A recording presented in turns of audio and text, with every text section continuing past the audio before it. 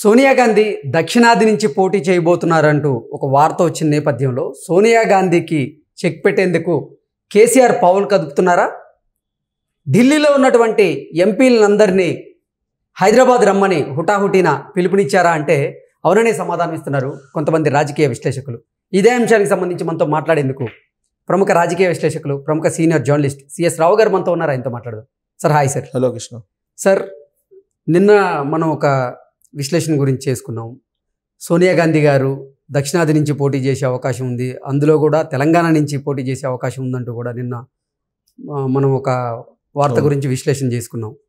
సోనియా గాంధీ గారికి చెక్ పెట్టేందుకు కేసీఆర్ పావులు గదుపుతున్నారు, సోనియా గాంధీ మీదే కేసీఆర్ నిలబడబోతున్నారు అంటూ ఒక వార్త వస్తే, ఇంకొక వార్త అసలు ఢిల్లీలో ఉన్నటువంటి ఎంపీలను ఎమ్మెల్యేలను అందరిని హుటాహుటిన హైదరాబాద్ రమ్మన్నారు, సోనియా గాంధీకి చెక్ పెట్టేందుకే ఇటువంటి వ్యూహాన్ని సిద్ధం చేస్తున్నారు కేసీఆర్ అంటూ కూడా ఒక వార్త ఇప్పుడు సోషల్ మీడియాలో చక్కర్లు కొడుతుంది. దీన్ని ఎలా చూడొచ్చు? ఈ అంశం మీద మీ విశ్లేషణ. ఎంకిపల్లి సుబ్బుసావుకు వచ్చిందని ఒక సామెత ఉంది. ఇప్పుడు రెండు పార్టీలు, జాతీయ పార్టీలు బీజేపీ కాంగ్రెస్ పార్టీ కదుపుతున్నటువంటి పావులు ఇప్పుడు కేసీఆర్కి తలనొప్పిగా మారింది. ఎందుకు మారింది కేసీఆర్కి తలనొప్పిగానంటే, కేసీఆర్ యాక్చువల్గా ఇప్పుడు ఎమ్మెల్యేగా గజ్వేల్ నుంచి ఉన్నారు, కామారెడ్డి నుంచి ఓడిపోయారు. సో గజ్వేల్ నుంచి ఉన్నటువంటి ఆయన ఇప్పుడు ప్రతిపక్ష నేతగా ఎన్నికయ్యాడు, కానీ ఆయన అసెంబ్లీకి పోవడానికి ఇష్టపడలేదు. ఓకే. సో అసెంబ్లీకి పోవడానికి ఇష్టపడలేదు. దానికి కారణం ఏం చెప్తున్నారంటే అనారోగ్య కారణాలు చెప్తున్నారు. సరే, భవిష్యత్తులో కూడా వెళ్తారంటే వెళ్ళేటువంటి అవకాశం లేదనేది బీఆర్ఎస్ పార్టీ వర్గాల నుంచి మనకు అందుతున్నటువంటి సమాచారం. ఓకే. అయితే ఇప్పుడు ఆయన ఏంటి నెక్స్ట్ ప్లాన్ ఏంటంటే, ఆయన మెదక్ నుంచి పోటీ చేసి ఎంపీ అయ్యి ఢిల్లీకి వెళ్ళి ఢిల్లీ రాజకీయాల్లో ఏదో స్థిరపడాలనేటువంటి ఒక ఆలోచన చేస్తున్నాడు అనేది ఆ పార్టీ అంతర్గత వర్గాల్లో నడుస్తున్నటువంటి చర్చ. అయితే ఇప్పుడు జరుగుతున్నటువంటి పరిణామాలను గమనిస్తే అసలు మెదక్ నుంచి ఆయన పోటీ చేసిన అవకాశం ఉందా, అవకాశం లేదా అనేటువంటి ఒక ప్రశ్న ఉత్పన్నం అవుతుంది. ఎందుకనంటే ఆల్రెడీ పిఎస్సి సమావేశం జరిగింది కాంగ్రెస్ పార్టీది. దాంట్లో ఒక తీర్మానం చేశారు, సోనియా గాంధీని ఇక్కడి నుంచి తెలంగాణ నుంచి పోటీ చేయించాలి సోనియా గాంధీని అనే ఒక నిర్ణయం తీసుకున్నారు. సో అది కూడా మెదక్ నుంచే పోటీ చేయించాలనేటువంటి ఒక నిర్ణయం ప్రాథమికంగా కాంగ్రెస్ పార్టీ తీసుకుంది. ఎందుకు మెదక్ నుంచి అంటే, గతంలో ఇందిరాగాంధీ కూడా అక్కడి నుంచే పోటీ చేశారు కాబట్టి ఈసారి కూడా సోనియా గాంధీ చేత అక్కడి నుంచి పోటీ చేయించాలనేటువంటి ఒక నిర్ణయం ప్రాథమికంగా తీసుకున్నారు. పిఎస్సి చేసినట్టు తీర్మానం మాత్రం తెలంగాణ నుంచి పోటీ చేయాలి సోనియా గాంధీ చేయించాలి అనేటువంటి ఒక తీర్మానం చేశారు. ఆ తీర్మానాన్ని ఢిల్లీ వెళ్ళినటువంటి రేవంత్ రెడ్డి ఏఐసిసికి అందించారు. ఏఐసిసికి అందించి పిఎస్సి యొక్క తీర్మానం కూడా వాళ్ళకి చెప్పారు.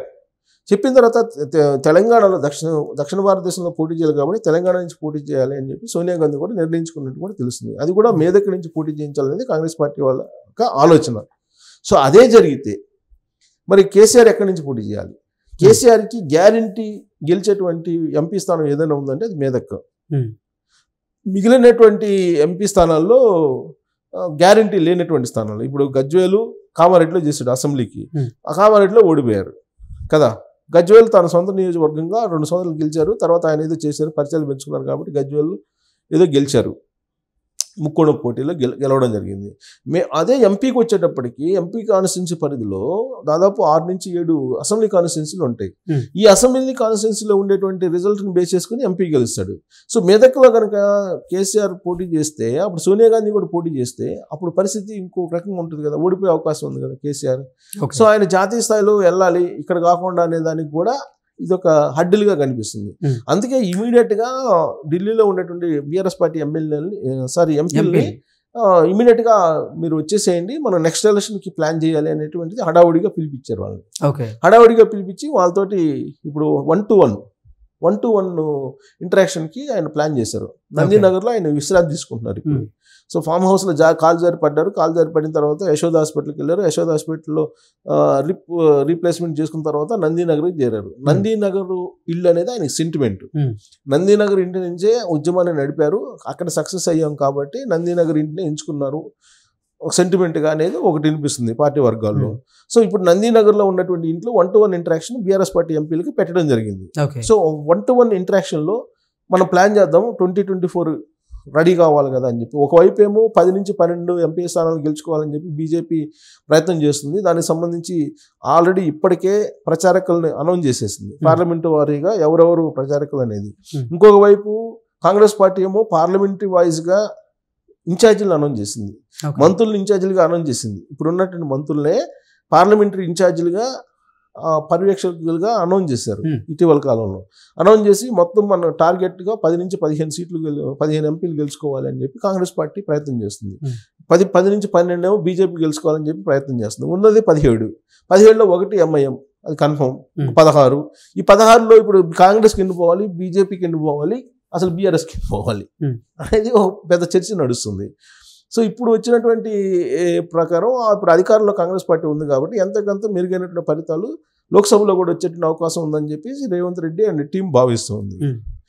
సో 8 గతంలో కంటే 2018 కంటే కూడా 8 ఎమ్మెల్యేలు గెలుచుకున్నాము. అప్పుడు ఒకటే గెలుచుకున్నాం 2018, ఇప్పుడు 8 గెలుచుకున్నాం. కాబట్టి ఆ నిష్పత్తిలో ఒకటి గెలుచుకున్నప్పుడే 4 ఎంపీలు గెలుచుకున్నాము. ఇప్పుడు 8 గెలిచాం కదా, కాబట్టి 4 టైమ్స్ గెలుచుకోవాలి, అంటే 10 నుంచి 12 గెలుచుకోవాలి, లేదా అవసరమైతే 15 కూడా గెలుచుకోవాలని చెప్పి బీజేపీ ఉరకలేస్తుంది. ఓకే.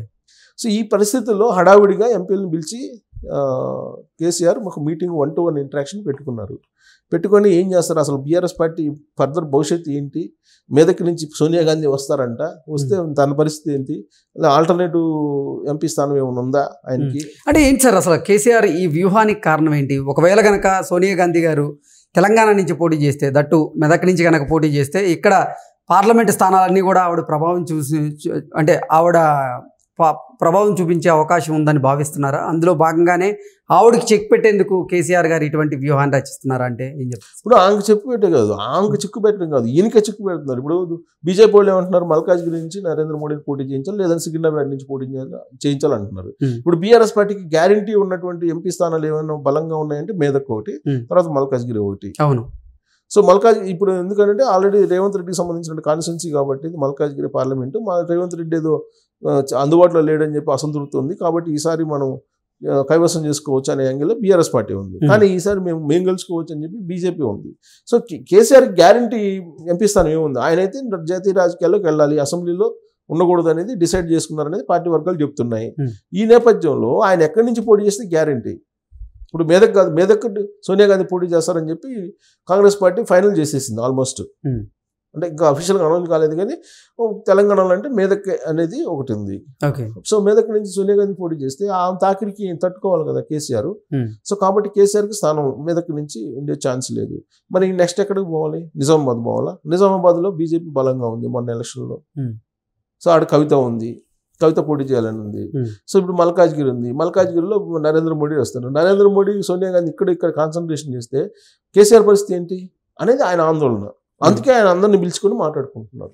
అందుకే ఇంకి పిలిచి సుబ్బుసావుకు వచ్చిందని చెప్పి ఈ జాతీయ పార్టీలు తీసుకున్నటువంటి నిర్ణయాలు కేసీఆర్కి తలనొప్పిగా మారింది, కేసీఆర్ రాజకీయ భవిష్యత్తుకి ప్రశ్నార్థకంగా మారాయని చెప్పి మనం విశ్లేషణ చేసుకోవచ్చు. Okay sir, thank you so much. Thank you.